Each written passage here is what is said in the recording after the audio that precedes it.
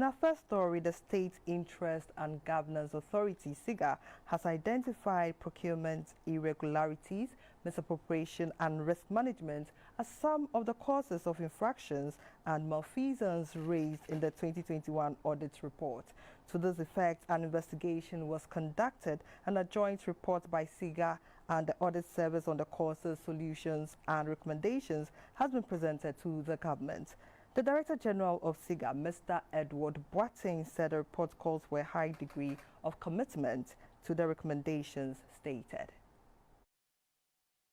On 3rd October 2022, the President directed the Director General of the State Interests and Governance Authority, Siga, to work with the Auditor General to within 4 weeks investigate the causes of the infractions in the 2021 audit report. The number of weeks were extended due to the intensification of the infractions. Siga was also to recommend actions to be taken in line with laws governing such misconduct. In the report, a total of 17.4 billion cedis in financial irregularities were flagged by the Auditor General. Today, the authority, together with the Auditor General, engaged the Public Procurement Authority, Internal Audit Agency, Controller and Accountants General, and Chief Executives on the findings of the investigations conducted. The report, which contains the causes, solutions and recommendations, was presented to the government through the Chief of Staff, Mrs. Akosua Frema-Osei-Opare. The Director General of State Interests and Governance Authority, Siga,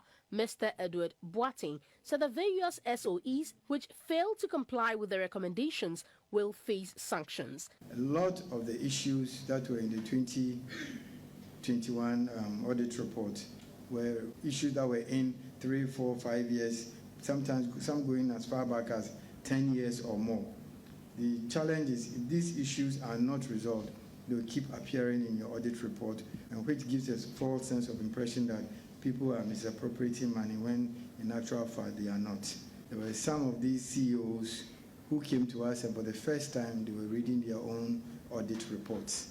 So we asked them what happened during the exit interviews. They didn't take it seriously. The Minister for Public Enterprises, Mr. Joseph Kujo, said as part of sanctions, the report recommends to the Ministry of Finance to use withholding of budget releases as a punitive measure for non-compliance. He said not all the infractions are a case of corruption, but rather compliance.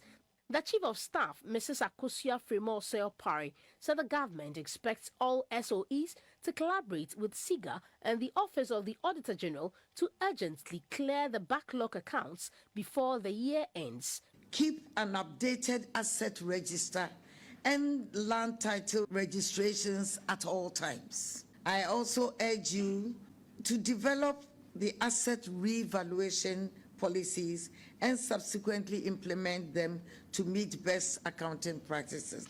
I am confident that with effective collaboration and the implementation of these recommendations will see the public sector its envisaged role. The Deputy Auditor General, Mr. Godfred Addison, urged all state entities to pay attention to their management accounts, and failure to submit unaudited accounts by 28 February 2023 will lead to publication of names in the dailies.